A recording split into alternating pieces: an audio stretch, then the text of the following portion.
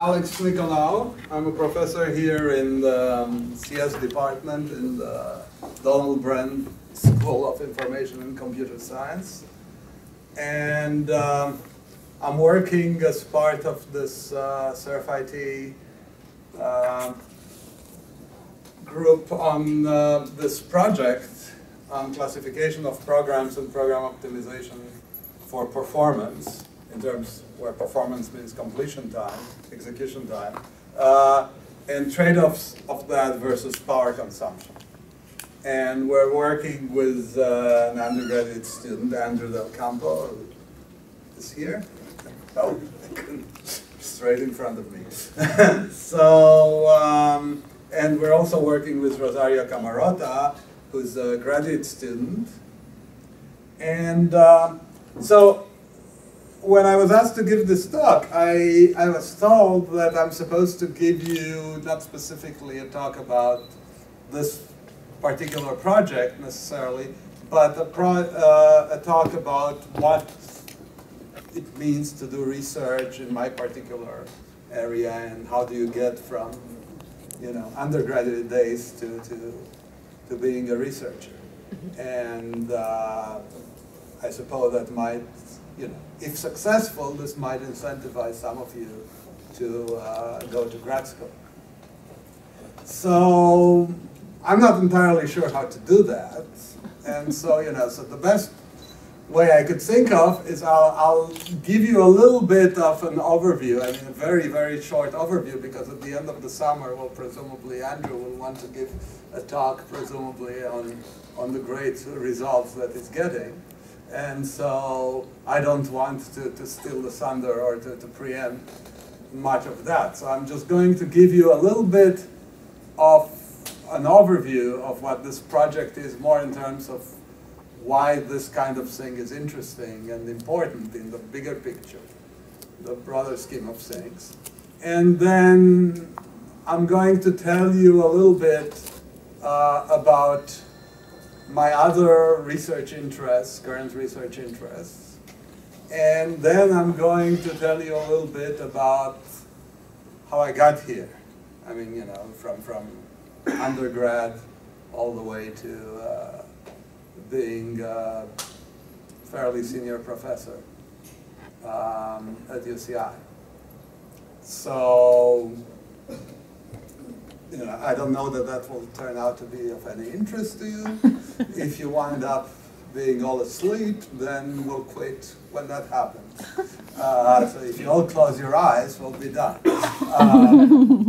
If not, then I'll keep droning on till we're gone for about 40, 45 minutes. So anyway, at least you can have a free lunch. So, all right. So, what is this about? What it's about is dealing with power, performance, inefficiencies, right? So computers are consuming power, and while they're relatively power efficient compared to, say, things like a car, they're not as power efficient as one might wish.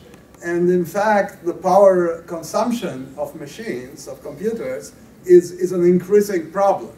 Not so much when you think of a laptop, even though there's a problem too in terms of, you know, you'd like the battery to last as long as possible. And in fact, those of you that have an iPad have probably noticed that there's a qualitative difference between a laptop and an iPad, in that the iPad you can pretty much use and forget about power. And every so often you need to charge it. But it pretty much lasts long enough so that power is not a primary concern in your mind at all times. Whereas with a laptop, if you use it, you know, if it's unplugged, you pretty much are aware all the time about power, because within a few hours, it's gone. And so there's a problem even there. But the problem, the power problem, really becomes a really serious problem in two ways. One is in terms of cooling, which you may have also noticed with laptops. If you keep them on your lap for any length of time and watch a movie or something, they tend to heat up pretty badly, and there's a fan that turns on, and it becomes annoying. But, you know, and some of them you can actually get scalded by literally, I mean, it burns your thighs if you hold it on your lap for any length of time while doing significant computing. So that's a manifestation of the, you know, power problem. I mean, you know, it's dissipating a lot of power.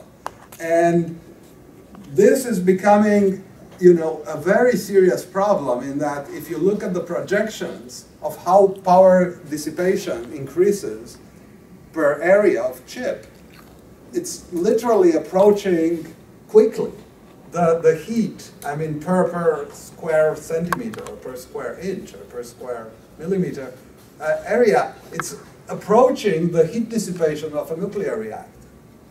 So that's mind-boggling, right? I mean, it's clearly not tenable in the long run, right? I mean, if you see that curve, it's curving up sharply, and it's, you know, it's quickly approaching the core of a nuclear reactor, and it's not all that far off from, you know, I mean, I'm exaggerating, you know, on a logarithmic scale, but from the core of the sun. And so clearly we cannot go on with this. Obviously, you know, we won't get there because this cannot happen. But it's becoming a real major problem. What that means is that processors that we're building now are slower than we could technologically make them if it weren't for the fact that they would heat up to the point where they would burn up, literally, like burst out flames. And you know, of course, then stop working. And so this cannot go on, and it's a very serious problem. But even before that, even if we don't worry about this and we say, okay, well, we'll run at slower speeds and that's fine, power dissipation and power consumption is a huge problem in another way. Companies, big companies, like, you know, you've heard probably all about the cloud computing and all that. Well, cloud computing means somebody somewhere has huge numbers of processors that are available over the internet to serve you for whatever, for doing massive computations. But so Amazon, Google have massive farms of computers, thousands and upon thousands of computers in one huge room, which is air conditioned, but, you know, because the heat dissipation again of all those processors, because of the power consumption, some of the power, because of the inefficiency of the computing, some of the power is dissipated as heat, right? Now, the cost in just electricity is in the hundreds of millions of dollars aggregated over all those companies, rapidly reaching, you know, in the billions. Beyond that, cooling those rooms is a problem. It's not, you know, it also takes a lot of energy and a lot of power. But that's not even the issue. The issue is when you cram a lot of those processors into a room, cooling them is tricky. Just getting air circulation through all of them is tricky. And those of us that are old enough, not you, but me, remember the days when supercomputers, fastest computers around, were liquid cooled. And we may be getting back to that, right? They had liquid nitrogen because you can't put water, right? Because they would short circuit. So liquid nitrogen, which means pressure, and, you know, cool, was circulating across the boards of computers, literally in order to cool them. And you had a room like this for the computer, for the supercomputer, and then you had another room the size of this room, but on the side that held all the cooling equipment and the liquid nitrogen circulation system.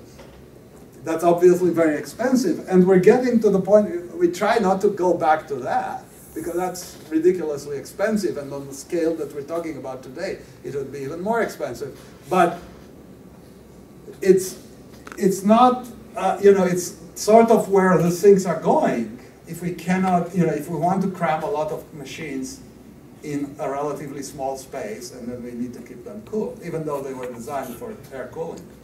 So, and in fact, even now, you have problems such as in a room this size, where you have thousands of boards, blades, right, stacked as closely as possible just to make them fit in the room. you wind up with situations where some of those computers are working more intensely than others. They're computing, right? Whereas some of the others are sitting idle. And so that part of the room is heating a lot more than the rest of it. And getting the air circulation just to that part of the room is impossible. I mean, they're not designed for that. It's very hard to design, right? And this will change over time, depending on the load balance on the programs that those machines run. So people are literally now designing software that tries to take into account, tries to use sensors to sense the power distribution, the heat distribution in the room, and then try to shift the load, to move programs from one machine to another in order to balance the load, not in terms of just getting things computed faster, but simply to equalize the heat distribution in the room. So, and if you don't do that, then you run into problems like malfunctioning. Literally, those things will burn out. Even if they don't burn out today, I mean, in the sense, most of the machines nowadays have sensors for that, for heat. And when they overheat, they will turn off part of the machine or the whole machine. Either it crashes or some of the cores, right? Nowadays, every processing chip has multiple cores. So they will turn off a core. But what that means is the processing power is drastically reduced. So you don't really want to get into those situations. And even if you do that, over time, if this happens a lot to a given chip, just because it got to the temperature where the sensor decided to turn it off, because otherwise it was at risk of burning out, you're shortening the life of those chips. We don't usually see that, and this happens even in laptops, and in desktop machines and what have you. But we don't usually see that simply because we tend to buy new machines every couple of years, and then we junk the old ones, or we don't use them that much. But those chips, so we don't really think about the finite life of the chips inside them. But usually, those machines don't last forever. They last of the order of 5 to 10 years. But if you turn up, if it turns out that the heat is turning up a lot, if they get into situations where they wind up turning off cores, their life is drastically reduced. So you might get, instead of 10 years lasting, or 5 years, you might get 1 or 2 years. Now, this may not seem like a big deal for an individual, but when you have a room full of thousands of those processors, the heat distribution problem is leading to reduced lifespan of those processors. And if you have processors failing all the time, and out of several thousands you will have some that will fail, right? Just because on average it will last 5 years, it means some of them will fail after a few months, some of them will fail after 10 years. If because of heat this is reduced, the whole curve is shifting towards zero, right? And so you'll have some that fail much faster, and then you'll have all of them fail much faster, even though they'll still have some distribution. So this is a very serious problem. It's already impacting us now, and it will get worse in the future for various reasons. Mainly because we continue to make transistors smaller in an effort to get more transistors on a chip, better performance, more cores, better, faster performance. So it's a sort of vicious cycle. One way out of that is, of course, through better technology that's more power efficient, blah, blah, blah. That's already happening, but we're increasing the number of transistors on a chip, and we're increasing the demands for performance faster than the technology is improving. So that's not enough. Another way to get to the power problem is to try to do that through software, like everything else. Right? So to design software, like I just mentioned, maybe to equalize the load, maybe to move, right, something that's very compute intensive, therefore will lead to the processor heating up, running on one machine, instead of letting it run to completion on one machine, maybe move it from that machine around. Right? simple enough, there's some efficiency in terms of the computation time because it takes time to move it from one machine to another. So, but that's the kind of problems that we're trying to address in the big picture. I mean, this is why it's important. This is why we're looking at power performance trade-offs. Now, of course, so doing it in software is nice. It's in a sense free. It doesn't require new technology other than software technology, right? It requires somebody to program it and come up with various schemes. But it doesn't require new hardware technology, which tends to be more expensive and longer to develop. And plus, this is orthogonal in the sense that you can have faster hardware technology, better, more efficient, more power efficient hardware technology, and the software techniques will apply even to the next generation.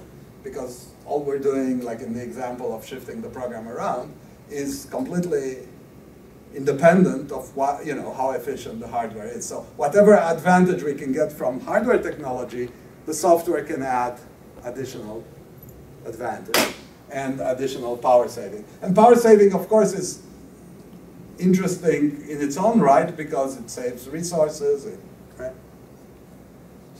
So even beyond all those problems with computers failing and stuff, saving power is a good thing in its own right because it saves the environment and all that good stuff, reduces pollution, whatnot. Okay. More down to earth, what is it that we're actually doing as part of this project? We're looking at automatic generation and optimization of performance power trade-offs. So we're trying to make programs, we're trying to optimize the code such that it will not just run fast, but also save power, any program. Now, for some programs, we'll succeed more. For other programs, we'll succeed less. Because certain things make more sense than others. And for some programs, the instruction mix is such that you can naturally make them more power efficient. And for others, it's more difficult. Now, the question is, how are you going to determine that? How are you going to know whether you can help a program become more power efficient or, for that matter, run fast? Oftentimes, paradoxically, the problems are related. That is, surprisingly perhaps, given what I was saying before, you can often improve the performance while also reducing the power consumption. I don't know how many of you are familiar with computers at all, or computer science. How many of you are computer science majors here? Okay, so not that many. So we need to keep this, okay, so I was going to give you an example that probably will not make sense to most of you. So we'll skip that. But very generally, what we're trying to do is we're trying to find, well, okay. Most of you hopefully know that the computer consists of the processing unit, right, the thing that actually does the computation, and it has some memory where it stores data. And then it has some other, some bigger storage device like a disk or what have you. But now, turns out that there's a fair amount of power involved in computing, obviously, and the faster you compute, the more power you consume. But actually, a huge amount of power, probably more than that, is dissipated in loading things, moving things from memory to the processing unit and back.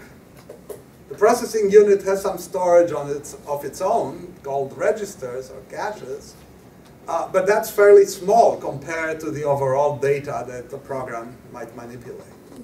And so there's a lot of movement between main memory and the processing unit and back. So you load data into the processing unit, you do some processing on it, you store it back into memory. Turns out that that consumes this movement of data back and forth, consumes a lot of power. It consumes a lot of power largely because the distances are relatively large between the memory and the processing unit and within the memory, and so there's a lot of power consumption involved in just moving the data around. Now, turns out that there's a lot of optimizations, a lot of transformations that you can do on the code in order to try to keep, instead of bringing data in, working on it for a while, and then moving it back to memory, you can try to bring, and then perhaps later on loading it again from memory, working on it a little bit more, moving it back to memory, and doing this all the time as your program executes. Turns out that you can do transformations on the program so that you sort of concentrate the uses of the one data item in one place in the program. And by doing that, you only bring it once from memory, ideally. You do a lot of processing on it, and then you move it back to memory, and then you're done. So you're minimizing the amount of data motion between memory and processing. And by doing that, you can save substantial amounts of power. Now, it turns out that by doing that, you can also substantially increase the performance of the program, because moving the data back and forth not only takes a lot of power, but takes a lot of time. Memory is intrinsically slower than processing. So, by doing, oftentimes, the kind of transformations we're looking at have this dual nature. They will improve performance, and they will improve power performance, power efficiency. It doesn't necessarily mean that they'll improve them to the same degree, by the same percent. So that's where things get a little trickier, because they may be, in some cases, this may be more useful for power than for performance, or vice versa. So what we want to do as a first step, I mean, people have talked about transformations for improving power performance while maintaining or also improving execution time for quite some number of years.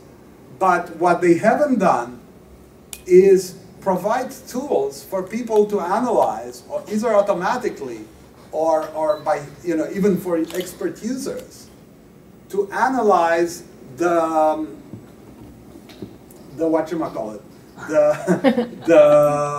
efficiency, to organize these programs so that that you can do this consistently, is what I'm trying to say. So it would be very useful to have a tool that models the program behavior based on some notion of similarity between programs, because it turns out that automatic tools, we want to to ultimately do this automatically, this power performance optimization. But in order to do that consistently over a large variety of programs is very hard, because it turns out that one thing that automatic tools, that this falls roughly under the category of so-called compilers. If you don't know what compilers are, it doesn't matter. But let's just leave it at that. It's a tool, it's a software tool that that takes a high-level language program and compiles it into a low-level language that is understandable to the machine.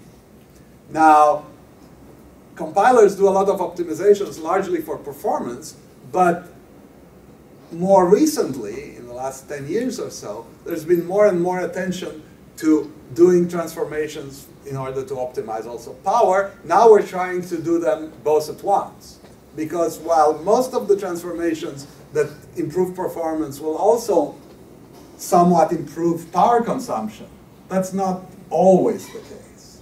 And also the amount, there's some trade-offs sometimes.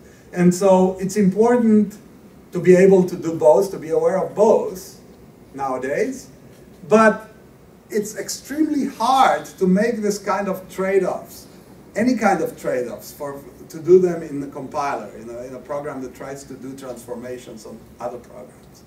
And the reason is that as humans, we are pretty good at dealing with complex trade-offs. An expert that looks at the program for long enough will be able to say, okay, here, power is more important, here, performance is more important, and to make very subtle trade-offs between transformation that would improve one over the other. And that will overall give you both good performance and good power consumption. in a system that is, in an automatic system, it's very hard to make those trade-offs. And it's very hard partly because, first of all, you need a model that sort of includes all the possible ways of trading off one against the other. And also because you need, ultimately a lot of problems in compilers in particular and in computer science in general are so-called NP-hard problems. A lot of the interesting problems, a lot of the hard problems you want to solve are so-called NP-hard problems. What that means is that there are no known solutions that are time efficient. That is, the only known solutions that would perfectly solve that problem, whatever the problem is, require you to try all the possible permutations, which means exponential permutations, which means exponential time, which means very long time for many interesting real-life problems.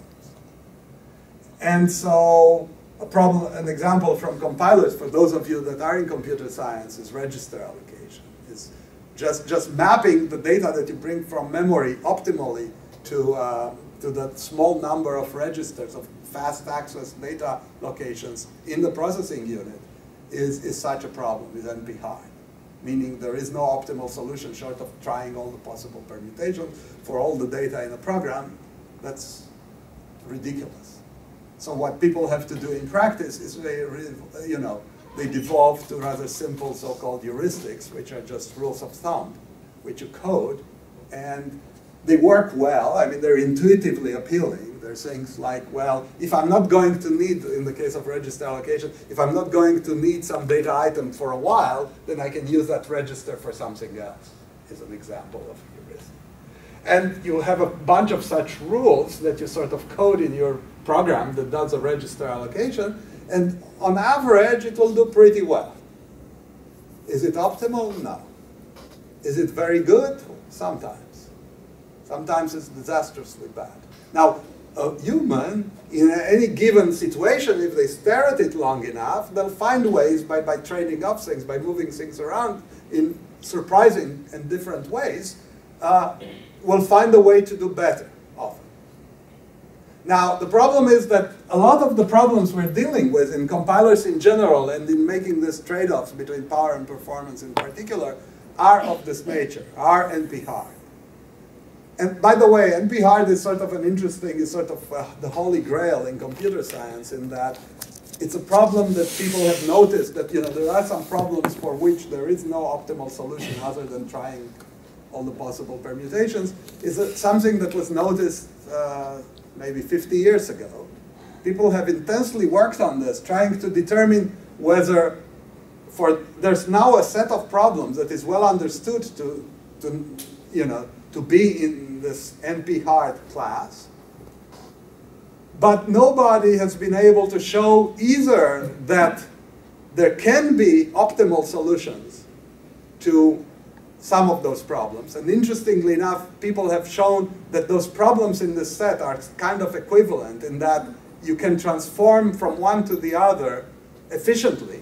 So if you could solve one efficiently, you could solve all of them efficiently. But nobody has been able to, even for one of those problems that have been identified 50 years ago as NP-hard, to show that there is an efficient solution. At the same time, nobody has been able to prove that there can be no efficient solution. So basically, we don't know. There's this whole set of problems that seem to be very hard to solve efficiently, but we don't know that they have to be. Most people believe that they are, that they're intrinsically hard and they cannot be solved efficiently. But the problem is there, and it's been there for 50 years. So if one of you is looking for a research topic, actually, this is probably not a good one, because people have tried so hard for so long. And,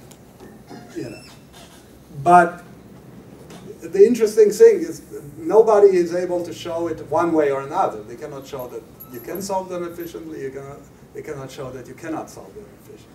Although most people believe that you can at this point. Okay, so because of this, it's hard to make those trade-offs. Because of this, it's hard to design a program that will do anything close to optimal, that will look like it's really, really good. So what we're trying to do in this project is we're trying to take a different approach. We're trying to say, suppose you have some problem that you've worked by hand really hard, and you've optimized, and you know that you've done as well as you could possibly do, and you're an expert at this. And suppose you have a set of such programs. Now, it would be a big help, and you know the sequence of steps that you took in order to get to this. It would be a big help if we could say, for a new program that you're examining, rather than have to do everything and analyze it and learn it and optimize it from scratch by hand, it would be a big help if we could say, this program is very similar to this program from the set of programs that we already know how to handle, optimally or close to optimally, by hand. Right? So if I could establish this kind of similarity, then I could try to apply all the transformation that I applied by hand to the original program to the new program. I could do it automatically. I wouldn't have to worry about it. So if we do that, this would be a big step forward. So for that, we need to be able to classify the programs and figure out whether they're similar, and by what metrics are they similar. So we're going to use all sorts of so-called hardware counters. Now, modern machines now have built in all sorts of measurement devices in the hardware. And so we can sample, those are very accurate, but the problem is those will change over the life of a program. So it's not enough to get just a measurement to say, okay, this counter gives me this, this value. This counter has this value at this time in the execution of the program, and over time that will vary greatly, both in terms of power and of performance. And performance itself is divided into a bunch of measurements, right? So there's performance of the memory, there's performance of how many instructions am I issuing at a given time, there's performance of the caches. And I need to somehow aggregate all of those in the meaningful measure of similarity between two programs. Because none of those counters will be exactly the same, and they will all vary all the time in the programs. So how do I determine similarity? Well, I have to apply some statistical techniques.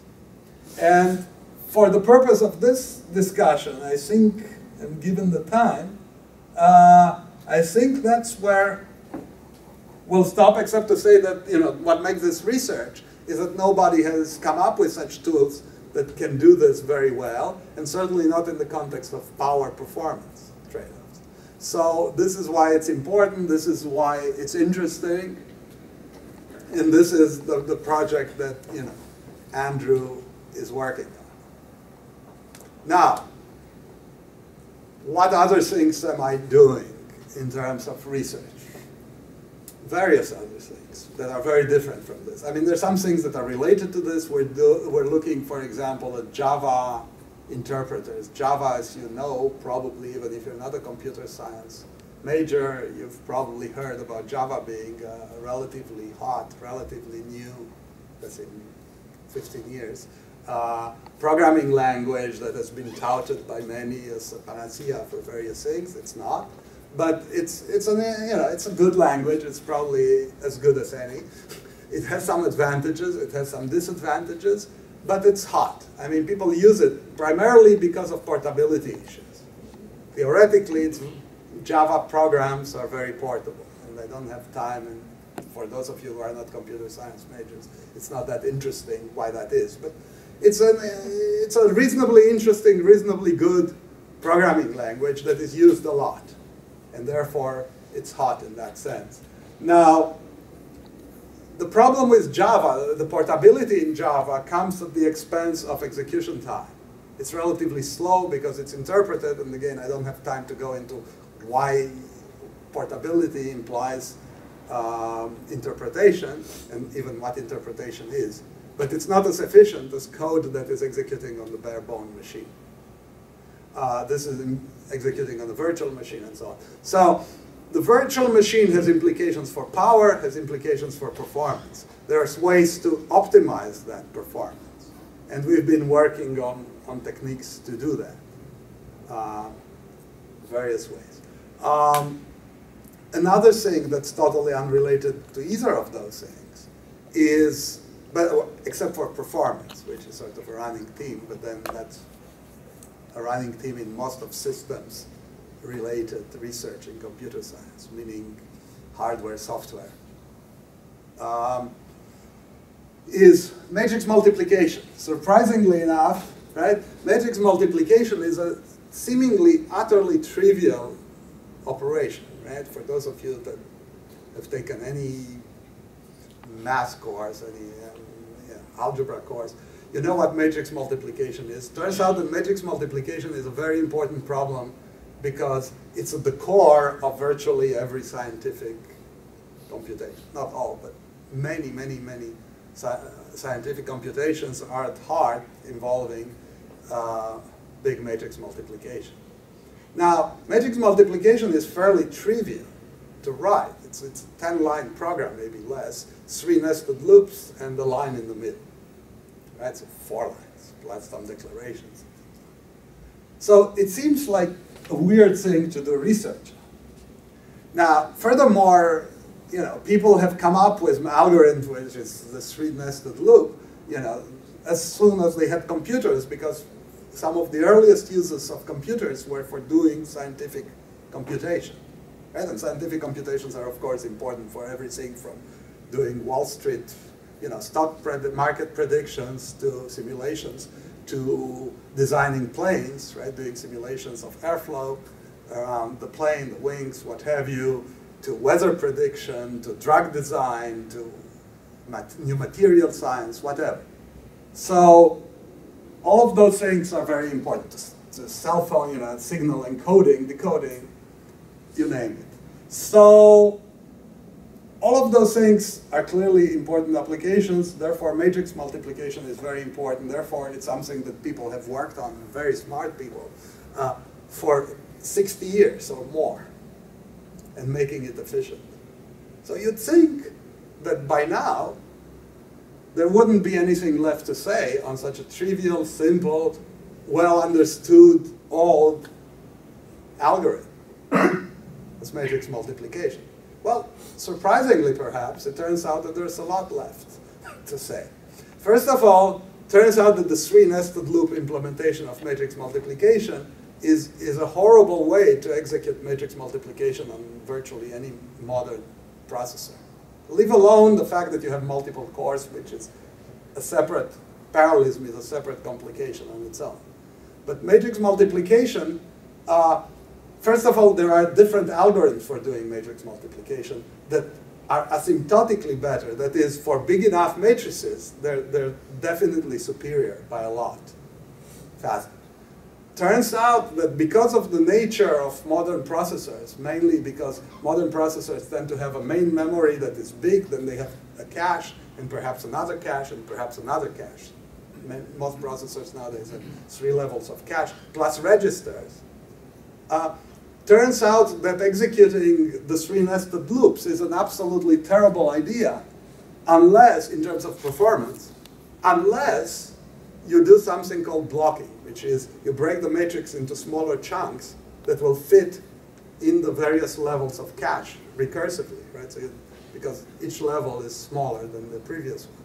So that's one thing that people have done. And so, but if you do that really well, there is a crazy guy who used to be at University of Texas, Austin, who has done that for like the last 15 years.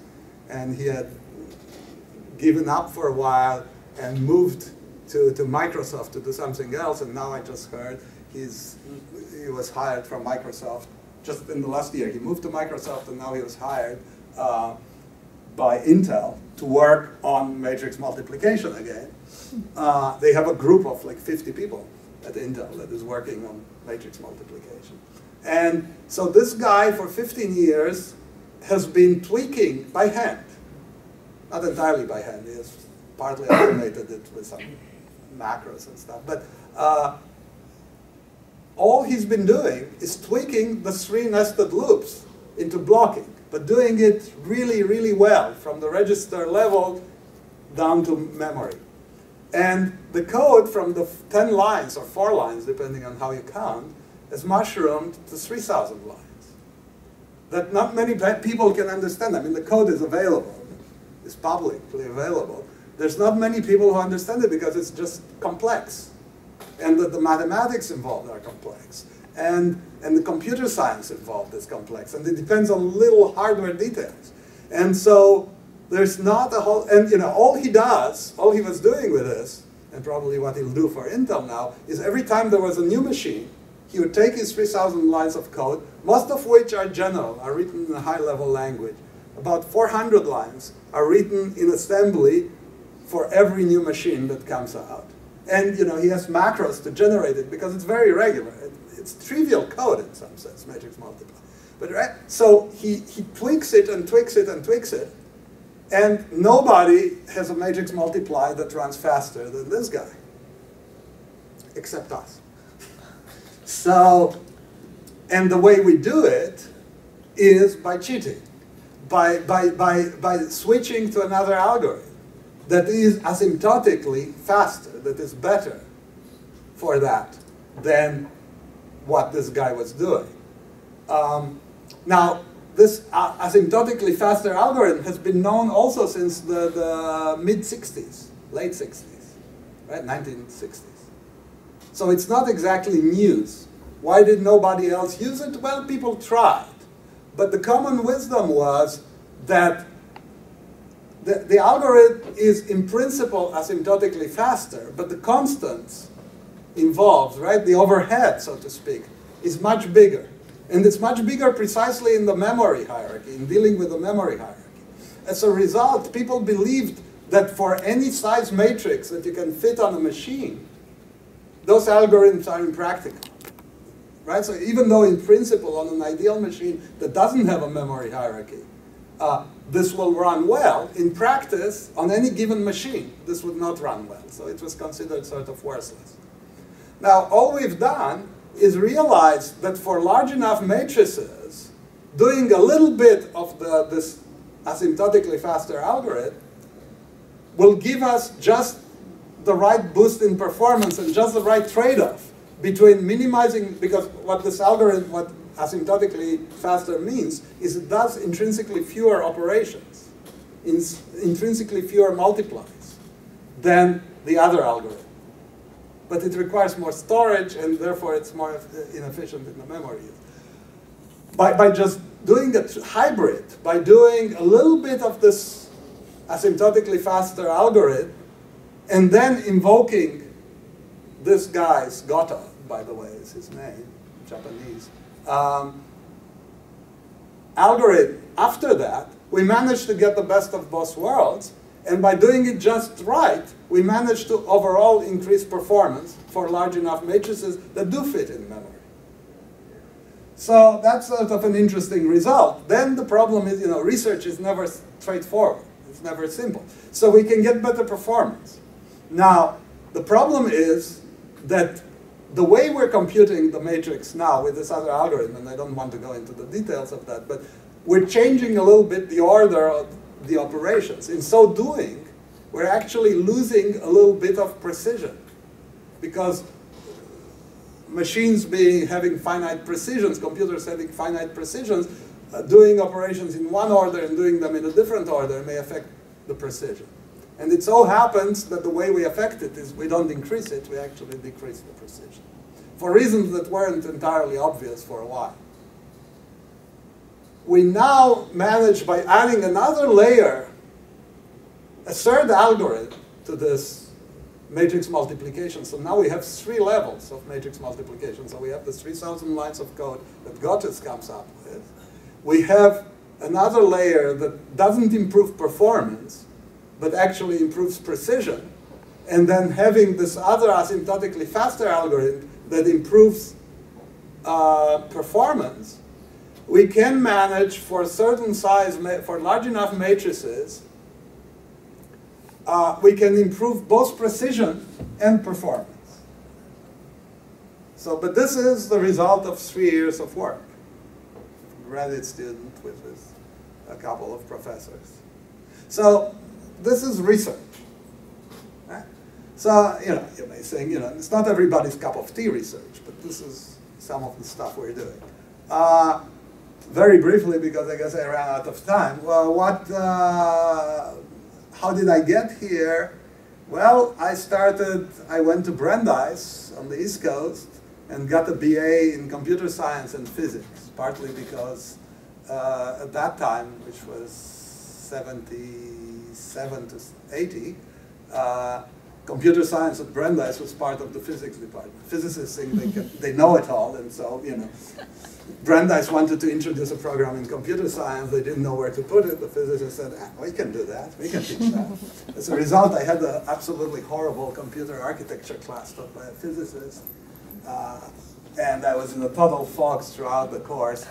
And luckily, there was a friend who took it before and gave me his project. And then I could, just by looking at his project, I could understand what the guy was trying to say in class about computer organization and whatnot. Anyway.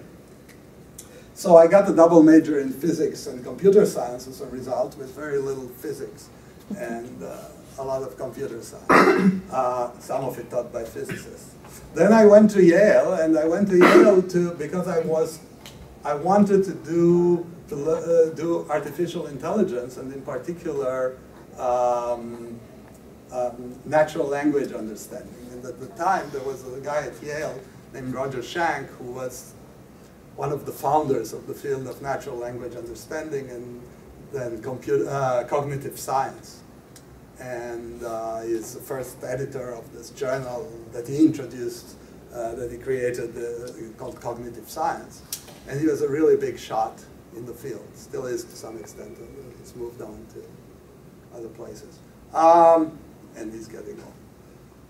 But, after going, so I went to Yale to do that, but after taking an AI course and as a graduate student, right? Towards a PhD. Now, after taking a course with one of his disciples and having a talk with Roger Schank, I decided that AI was not really a good idea, partly because of the guy's personality more than anything else.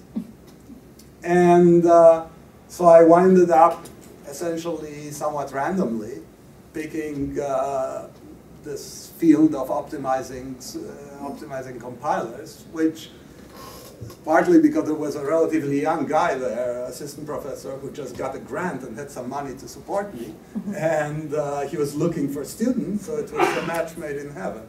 And initially, I wasn't very crazy about working with a guy, and he wasn't particularly crazy about working with me, but there we were. So in the end, it all worked out, and I got a PhD relatively fast, in 4 years, which by today's standards is a record, but back then it wasn't that. The older a field becomes, the harder, right? I mean, all the easy research has been done, and it becomes harder and harder, and it takes longer and longer to do a PhD. So nowadays, the average is more like 5.5 years. And in more established fields like physics and math, it's even longer. There are exceptions, right? There are geniuses, and oftentimes people manage to do, right? I mean, you just luck out. In fact, I largely lucked out in the sense that everything I've done from when I started doing research to my thesis sort of fell into, were pieces of a puzzle that fell into place, and the whole thing was my thesis. Sometimes people are not as lucky, and you do something and it doesn't pan out, and then you have to do something else and it doesn't pan out, or you pick something that just takes a lot of development. I had a student here who, that was sort of a sad case, but she worked on for 8 years and then eventually quit without a PhD thesis, because. And it's not, she was a good student, she was doing good work, she had publications, but they didn't really fit into a coherent thing. And the one thing that she really wanted to do, and I tried to discourage her because I thought it was too ambitious and too big a project, but she insisted on wanting to do that, was just too big for one person to do. And she was making steady progress. It just was very slow. And then eventually, they moved the two-body problem. Her husband got a job on the East Coast. They were both from the East Coast. They decided to move back, and she never finished the PhD. That's usually, for most people, don't let that discourage you, however, because for most people, if they work hard, they get a PhD. Even though a PhD, unlike a BA or a master's even, is a totally different beast, right? You need to do something to substantially advance the state of the art, whatever that means. And it's usually something that you and a committee and your advisor eventually agree on with some negotiation in the process. So anyway, let me stop blabbering now. And if there's any questions, I'll take them. If not, we'll quit. And then Andrew will tell you something actually interesting at the end of the summer.